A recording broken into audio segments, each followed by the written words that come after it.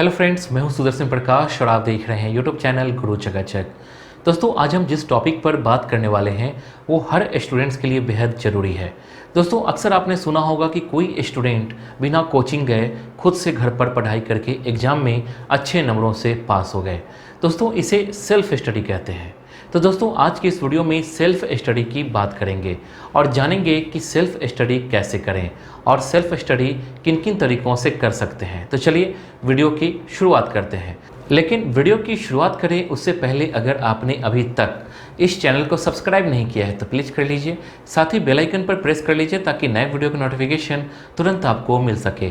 साथ ही टेलीग्राम और इंस्टाग्राम पर आप हमें फॉलो कर सकते हैं।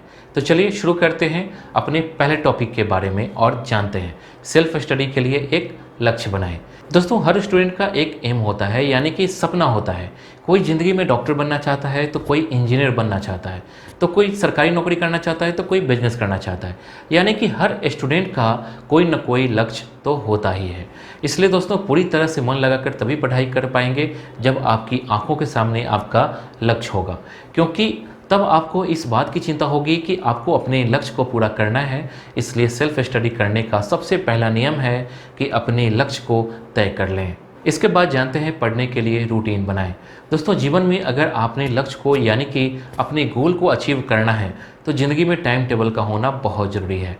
ठीक उसी तरह से अगर आपको भी सेल्फ स्टडी करना है तो आप अपने पढ़ाई का टाइम टेबल बना लें, और सिर्फ टाइम टेबल नहीं बनाएं बल्कि उसे फॉलो भी करें, क्योंकि अनुशासन ही एक छात्र को होनहार स्टूडेंट बनाता है और सक्सेस दिलाता है।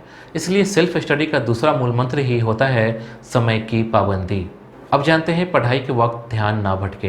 दोस्तों, सेल्फ स्टडी में सबसे ज़्यादा जरूरी होता है कि आप जिस वक्त आप पढ़ाई कर रहे होते हैं उस वक्त ध्यान रहे कि आपका ध्यान पढ़ाई से भटके नहीं।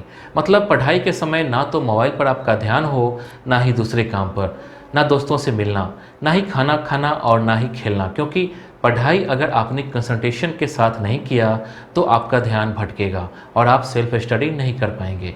तो ध्यान रहे कि सेल्फ स्टडी करते वक्त आपका ध्यान पूरी तरह से सिर्फ और सिर्फ पढ़ाई पर हो। इसके बाद जानते हैं सुबह सुबह पढ़ाई करने की कोशिश करें। दोस्तों, शिक्षक भी स्टूडेंट्स को बताते हैं कि सुबह सुबह अगर बच्चे पढ़ाई करते हैं तो ज़्यादा समझ में आती है। इसलिए सेल्फ स्टडी के लिए सुबह का समय चुनें। दोस्तों, इसके पीछे वैसे तो कई कारण हैं, लेकिन कहते हैं कि मॉर्निंग में पढ़ने का सबसे अच्छा टाइम होता है। इसलिए हर स्टूडेंट को सुबह में पढ़ाई करनी चाहिए और सेल्फ स्टडी के लिए सुबह पढ़ने से अच्छा कोई दूसरा टाइम नहीं होता है। इसलिए कोशिश करें कि सुबह में पढ़ाई करें। अब जानते हैं कंसेप्ट को समझें। दोस्तों, पढ़ाई सिर्फ नंबरों के लिए नहीं होता और नंबर भी तभी आता है जब आप पढ़ाई को समझें। इसलिए दोस्तों, किसी भी सब्जेक्ट को रट्टा मारकर नहीं पढ़ें बल्कि उसके कंसेप्ट को समझें, क्योंकि कई बार ऐसा होता है कि स्टूडेंट सब्जेक्ट को रट्टा मारकर पढ़ लेते हैं, लेकिन जब एग्ज़ाम देने जाते हैं तो सवाल को दूसरी तरह से पूछ लिया जाता है, जिसे देखकर कंफ्यूज हो जाते हैं। लेकिन अगर कोई किसी सब्जेक्ट के कॉन्सेप्ट को समझ जाते हैं, उन्हें ये सवाल किसी भी तरीके से पूछे जाएं, उसका जवाब देने में दिक्कत नहीं होती है। इसलिए हर सब्जेक्ट के कॉन्सेप्ट को ज़रूर समझें।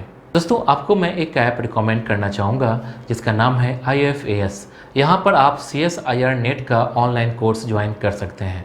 दोस्तों, ये ऑनलाइन क्लास थोड़ा यूनिक है क्योंकि ये वर्चुअल क्लासरूम है, इसलिए आपको घर में बैठकर पढ़ाई करते समय आपको क्लासरूम जैसा फील आएगा। इसके साथ साथ कई सारी कोर्सेज इस ऐप में उपलब्ध हैं। दोस्तों, आपको बता दूं कि IFAS द्वारा CSIR नेट की फ्रेश बैच शुरू हो रही है, जो कि 1 अगस्त से स्टार्ट हो रहा है। आप अभी से अप्लाई कर सकते हैं। इस बैच की कई खासियत है, मतलब आपको रेगुलर क्लास मिलेगा, साथ ही रिकॉर्डेड लेक्चर भी मिलेंगे, dedicated mentor, study material, doubt solving session भी उपलब्ध है इस बैच में। IFAS का ऐप और वेबसाइट की लिंक डिस्क्रिप्शन में है, आप वहां जाकर सर्च कर सकते हैं। अब जानते हैं रिवीजन करें। दोस्तों, किसी भी सब्जेक्ट को पढ़ लेने के बाद ज़रूरी होता है कि आप उस सब्जेक्ट का रिवीजन करें। ये ज़रूरी नहीं कि आप एक बार रिवीजन करने पर ही आपको अच्छी तरह से समझ में आ जाए। अगर ज़रूरत पड़े तो 2 बार या 3 बार या फिर जब तक आपको समझ में ना आ जाए उसे पढ़ें और फिर उसका रिवीजन करें। ऐसा बार बार करने से आपका सब्जेक्ट अच्छी तरह से समझ में आएगा और याद भी रहेगा। इसलिए दोस्तों, किसी भी सब्जेक्ट की पढ़ाई करने के बाद उसका रिवीजन ज़रूर करें। अब जानते हैं मॉक टेस्ट करें। दोस्तों, मॉक टेस्ट सेल्फ स्टडी का सबसे अच्छा तरीका है। एक स्टूडेंट जो सेल्फ स्टडी करते हैं उनके लिए ज़रूरी है कि वो मॉक टेस्ट दें। जब भी किसी सब्जेक्ट की पढ़ाई पूरी हो जाए तो खुद से उसका टेस्ट दें और चेक करें कि कहाँ कहाँ गलती हुई है। इससे आपको ये अनुमान लग जाएगा कि आप कहाँ गलती कर रहे हैं, उसे सुधारने में हेल्प मिलेगी। इसलिए दोस्तों सेल्फ स्टडी करने के बाद आप खुद से खुद का मॉक टेस्ट ज़रूर दें। दोस्तों इस वीडियो के लिए बस इतना ही। उम्मीद करता हूँ कि आपको ये वीडियो पसंद आई होगी। आपको नेक्स्ट वीडियो किस टॉपिक पर चाहिए आप हमें कमेंट कर बता सकते हैं। वीडियो को लाइक और चैनल को सब्सक्राइब जरूर करें। Thank you.